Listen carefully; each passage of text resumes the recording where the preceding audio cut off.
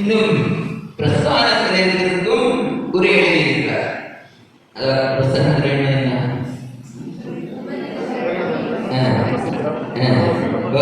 இந்த மூணுக்குமே அவர் எழுதியிருக்கார். அவர் நம்முடைய புத்தகத்தை ஆங்கிலப்படுத்தணும் சொல்லி சொன்னார். ஏன்னா அவர் மூலமா வேற ஒரு 2 பேரும் கொடுத்துருந்தோம், ஒன்று நடக்கல. அப்போ அவரும் சரி, நான் திருவண்ணாமலை இருப்பேன், அந்த நேரம் இருக்கிறதுனால நான் ஆங்கிலத்தில் எழுதலாம்னு சொன்னார். அவர் நம்ம சரி சொன்னதுனால அவர் முயற்சி பண்ணி சுமார் 1 வருடம் ஆகிடும் நினைக்கிறேன். 1 வருடத்துக்குள்ளதான் எழுதினார்.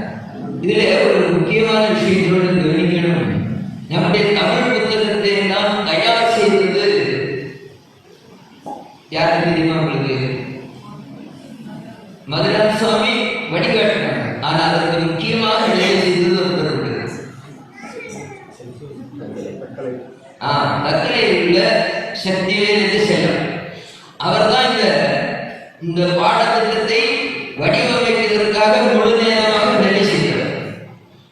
அப்ப நம்முடைய விஸ்வமூர்த்தி, நம்முடைய எஸ்பிபி சார், ஒரு சீனிவாசன் சார், இவங்க எல்லாம் சேர்ந்து அந்த புத்தகம், நம்முடைய தமிழ் புத்தகம் தயாராச்சு. இப்போ யார் அந்த தமிழ் புத்தகத்தை தயார் பண்ணுவதற்கு முக்கியமாக தொண்டாற்றினார்களோ பூர்வாசிரமத்தில் அவருடைய தம்பி தான் ஆசிரியர். பகவானுக்கு ஒரு படி யாருக்கு கொடுக்கணும், பகவான் நிச்சயம் பண்ணியிருக்காங்க போல இருக்கு. வேற எவ்வளவு முயற்சி பண்ணணும். அந்த காலத்தில் நேரத்தில் நாம ஒன்று மனசுல சிந்திக்க வேண்டிய ஆட்கள் உண்டு. முதல்ல இந்த புத்தகம் தமிழ் நம்முடைய இளநிலையை விவேகானந்தர் முதல் நேரத்தில் இருந்த கோபாலகிருஷ்ணன் தான் முதல்ல வடிவமைத்து கொண்டார் ஆங்கிலத்தில். அந்த நேரத்தில் கொண்டு வேண்டியிருக்கோம். அதை ஏன் கொண்டு முடியலை அப்படின்னா அதனுடைய முதல் தொடக்கத்திலேயே மரியாதைப்படுத்துவதற்காக நம்முடைய என்எஸ்எஸ் அவர்கள் தெரியுது. இங்கே ஒரு முதல்ல வகுப்பு நடத்துவார் என்எஸ்எஸ் சார். அந்த என்எஸ்எஸ் அவருடைய பிள்ளைக்காக நானும் சுப்பிரமணியம் அந்த பொறுப்பை எடுத்திருந்தாங்க. அவங்க ஆங்கிலத்தில் ஆக்கி கொடுத்தது நாளாச்சு.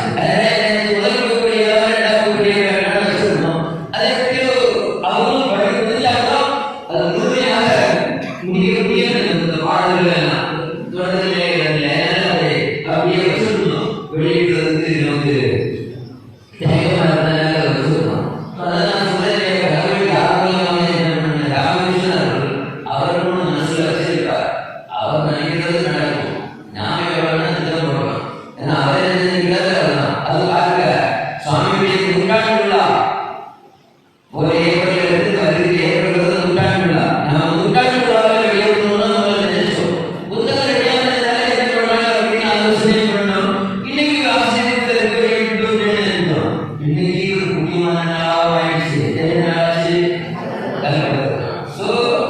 ராமகிருஷ்ணன் தெளிவாக முடிவு பண்ணி நினைச்சிருந்தார். நாம அது தெரியாதனால என்ன நினைக்கிறோம்? நாம செய்யறதுக்காக ராமகிருஷ்ணன் கடவுள் செய்கிறார். நாம அவருடைய கைகளாக இருக்கிறோம். இந்த மனநிலையை நாம் ஒவ்வொருத்தருக்கும் இருக்கணும். அது பெரிய ஆகும். நாங்கள் ஆகணும்னா எங்களுக்கு ரொம்ப புரிய மாட்டேங்குது.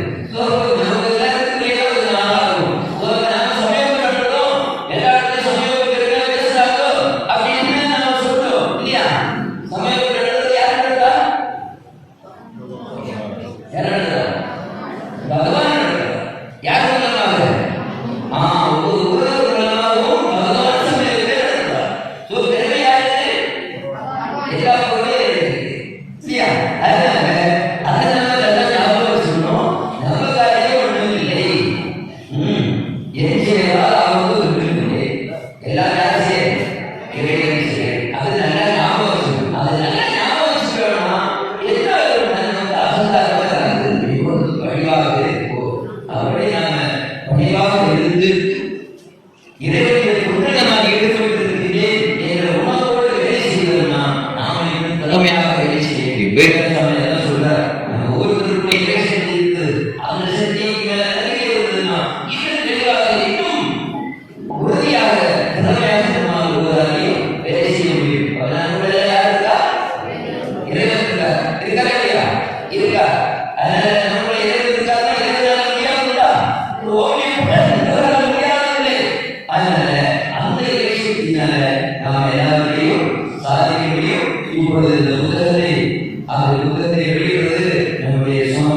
நீங்க நிகழ்ச்சிக்கு போயிருந்தேன். அவருடைய ஆசிரமத்தில் நேரத்தை கூப்பிட்டுருக்கோம். அந்த செய்ய ஒரு நிகழ்ச்சியை பார்த்த நேரத்தில் சாமி அது வீட்டில் சந்தோஷமா இருக்கணும்னு சொன்னோம்.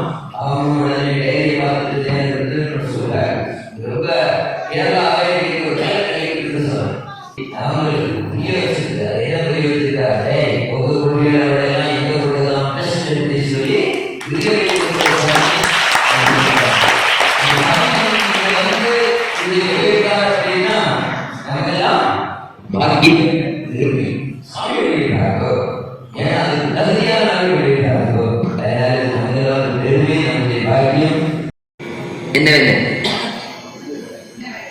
நீங்க காட்டுல வேலை செய்யறீங்க சொல்றாங்க சாமி. நீங்க காட்டுல வேலை செய்றீங்க,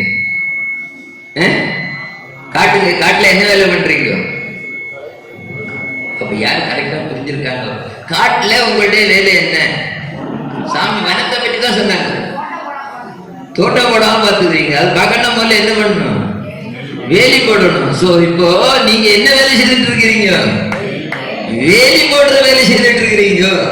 அந்நியர் நமக்கு உள்ள வராமல் வேலி போட்டு இந்து தர்மத்தை பாதுகாக்கக்கூடிய வேலையை நீங்கள்லாம் செய்துட்டு இருக்கீங்க. நாங்களாம் பார்த்துட்டு இருக்கோம்.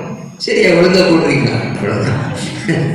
சோ இப்ப அந்த ஒழுங்கா இருந்தது அப்படின்னு சொல்ல அந்த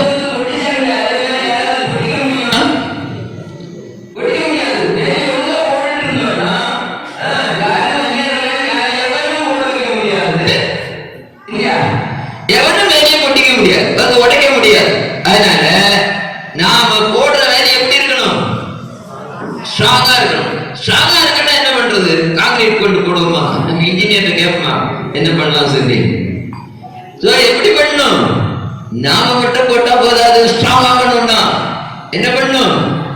நிறைய பேர் இந்த வேலை போடுற வேலை என்ன வேலை? சாமி சொன்னாங்க, சுவாத்தியாயம் பிரவச்சனம். நாம படிக்கணும், படிப்பிக்கணும். சோ படிக்கிற வேலையும் படிப்பிக்கிற வேலையும் செய்துட்டோம்னா வெரி ஸ்ட்ராங் ஆகிடும். அதுக்கு வருவாங்களா? சொன்னாங்க நாடு முழுக்க உலகம் முழுக்க என்ன இருக்கு? இந்து கோவில்கள் இருக்கு. அப்ப அர்த்தம் என்ன? இந்துக்கள் உலகம் முழுக்க இருந்தார்கள். சனாதன தர்மம் உலகம் முழுக்க இருந்தது. ஆனா இன்னைக்கு என்ன நிலைமை? இந்து நாடு சனாதன தர்ம நாடுன்னு ஒன்னாவது இருக்கா? இல்ல. ஏன் இல்ல? ஏன் இல்ல?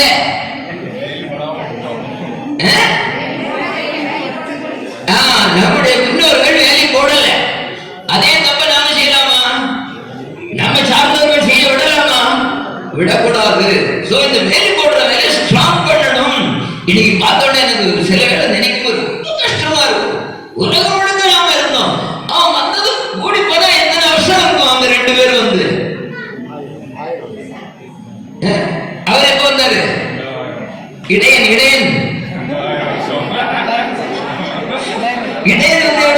சாம் சொல்லுங்க. நான் அந்த இடையில தான் இடையில எப்ப வந்தாரு?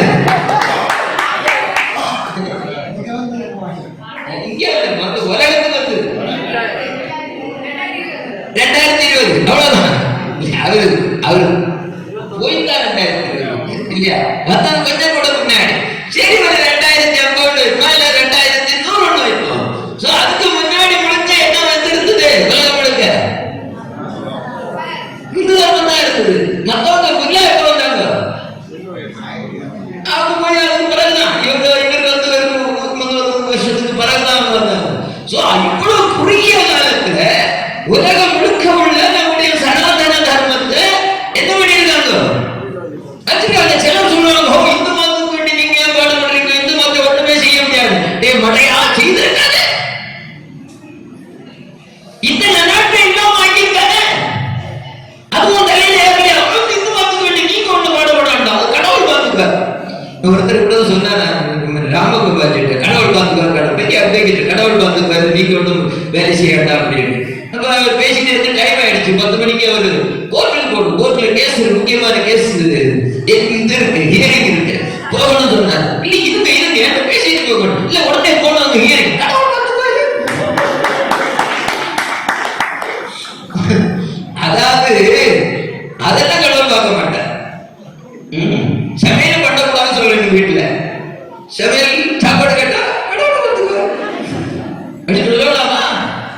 இப்ப நாம செய்யக்கூடிய காரியம், நாம இப்ப செய்திருக்க காரியம் சொல்றாங்க மிக பெரிய காரியம், மிக புண்ணியமான காரியம். இந்த காரியத்தின் மூலமாகத்தான் உலகம் முழுக்க சொன்ன மாதிரி பாரத உலகின் குருவாக இருந்து உலகம் முழுக்க உயர்த்த வேண்டும், உலகம் முழுக்க உயர்ந்த நிலைக்கு கொண்டு வர வேண்டும், எல்லோரையும் உயர்வான நிலைக்கு கொண்டு வர வேண்டும். அதுக்கு நாம என்ன பண்றோம்? அஸ்திவாரம் போடுறோம். நாம செய்யற வேலை அடிஸ்தானம், பேஸ்மெண்ட். அஸ்திவாரத்துல ஒரு பெரிய பிரச்சனை இருக்கு, என்ன தெரியுமா? அஸ்திவாரம் அஸ்திவாரமாவே இருக்கும், வெளியில தெரியாது. மேல உள்ள பொம்மைகள் எல்லாம் தெரியும், ஆனா எது தெரியாது? அஸ்திவாரம் தெரியாது. அதனால நான் சமயோகம் நடத்துகிறேன், எனக்கு மாலை போடல, எனக்கு அப்படி பெருசா பெரிய குழாதெல்லாம் எடுக்கல அப்படின்னு நினைப்பீங்களா? நீங்க நினைச்ச ஒத்தப்பேன் இல்லையா? அதனால நாம அஸ்திவாரம் எப்பவுமே கட்டடத்தை தாங்கக்கூடியது. பொம்மைகள் வேணா வேலை செய்யலாம், மேல இருக்கலாம், ஆனா நாம தாங்கி கொண்டிருக்கணும், தியாகம் செய்யணும். விவேகானந்தர் சொல்லியிருக்கார், தியாகமும் தொண்டும் தான் பாரதத்தின் 2 லட்சியங்கள் அப்படின்னு சொல்லியிருக்கார். ஏன்? நம்ம வேலை இல்லையா? நம்ம வேலைக்கு யாராவது கூலி தருமா? இது யாரு வேலை? சேரன்யாங்கிற வேலையா? இல்ல, உங்க ஊர்த்தனை வேலை, நம்ம ஊர்த்தனை வேலை. இதுக்கு யாரும் கூலி தர வேண்டாம், கூலி தரக்கூடிய ஒருத்தர் இருக்கார். ஒரு பாட்டு இல்லையா? எனக்கு மறந்து வச்சு, ஒருவன்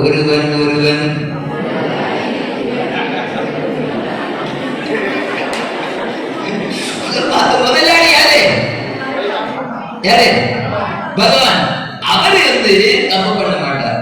நாம எவ்வளவு செய்தோமோ அந்த அளவுக்கு கூலி தருவார், அதற்குரிய பலனை தருவார்.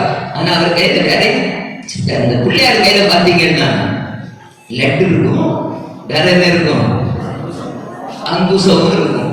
அதனால கவனமா வேலை செய்யணும், சரியா? சோ இப்ப நாம நல்லா வேலை செய்யணும். இந்த புஸ்தகம் உலகம் முழுக்க போகணும் அப்படின்னு சொல்லி சுவாமி ஆசீர்வாதம் பண்ணியிருக்காங்க.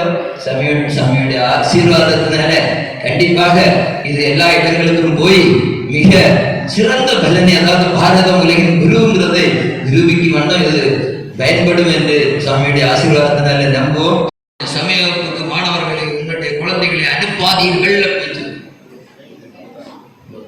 நான் சொன்னேன், சரியா தப்பா? சமய வகுப்புக்கு உங்களுடைய குழந்தைகளை அனுப்பாதீர்கள் அப்படின்னு சொன்ன.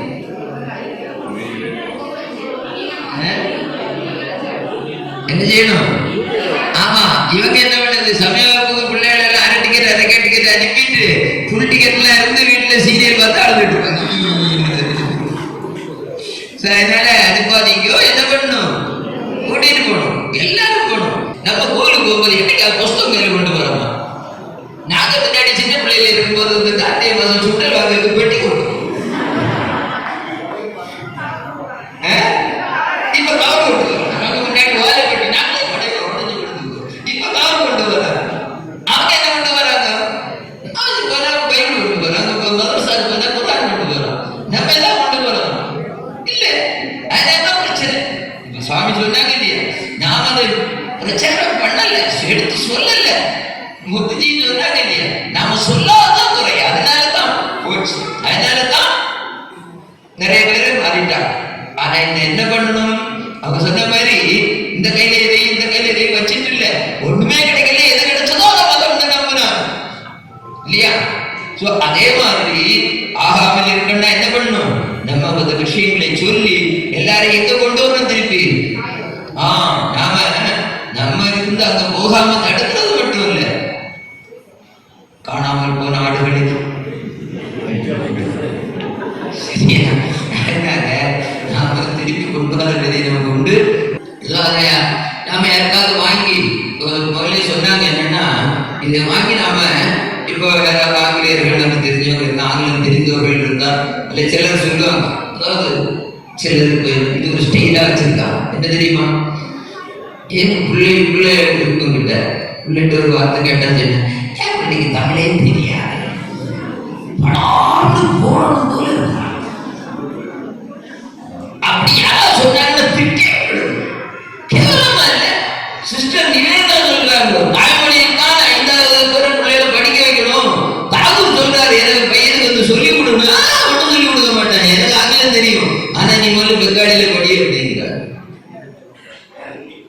இப்ப நம்ம பிள்ளைகளுக்கெல்லாம் தமிழ் தெரியலன்னு சொல்றதுல நம்ம பெற்றோர்களுக்கெல்லாம் பெருமை, படத்தனமான பெருமை.